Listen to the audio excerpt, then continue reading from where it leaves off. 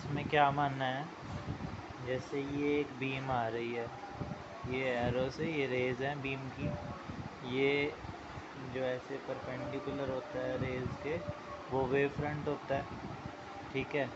Wave front का area मैंने क्या मानना है, ए। अब ये वेव फ्रंट आ रहा है ऐसे, ये ऐसे टकराएगा और ऐसे रिफ्लेक्ट हो जाएगा, ऐसे आएगा ऐसे और ऐसे रिफ्लेक्ट हो जाएगा।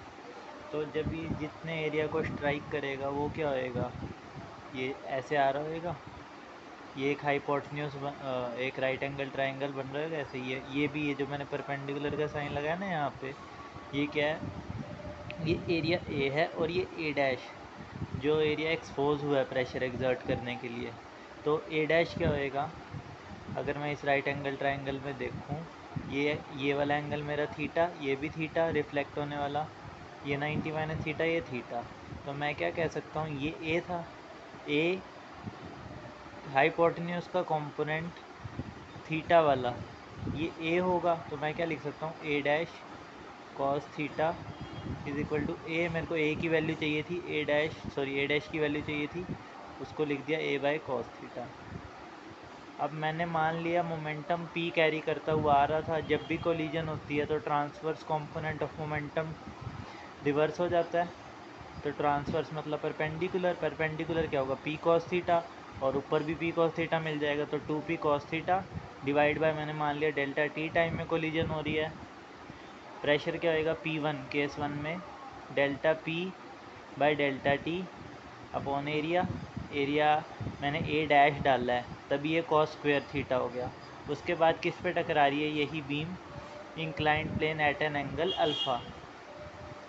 उसकी ज्योमेट्री मैंने यहाँ बना ली। मैंने मान लिया ये बीम आई थी, ऐसे आई थी ये बीम, थीटा पे आई थी, थीटा पे रिफ्लेक्ट हो गई। दूसरी रे यहाँ से आई थी, थीटा पे रिफ्लेक्ट होगी, उसके बाद यहाँ फॉल करी। अब ये है एरिया एक्सपोजर वाला ए डैश, वो तो सेम ही रहेगा।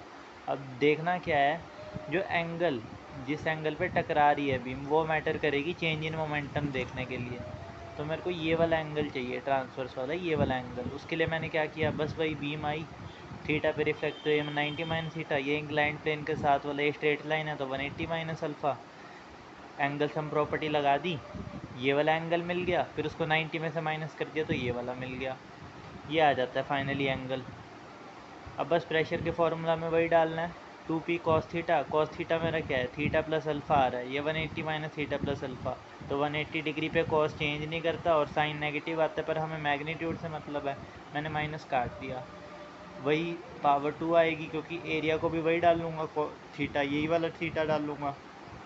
बस अब रेशो ले लो, क्या आ जाएगा ratio, 2p delta T A cut जाएगा, इसमें कॉस स्क्वायर थीटा रह जाएगा, उसमें cos square of cosine square of theta plus alpha, ratio आ जाएगा।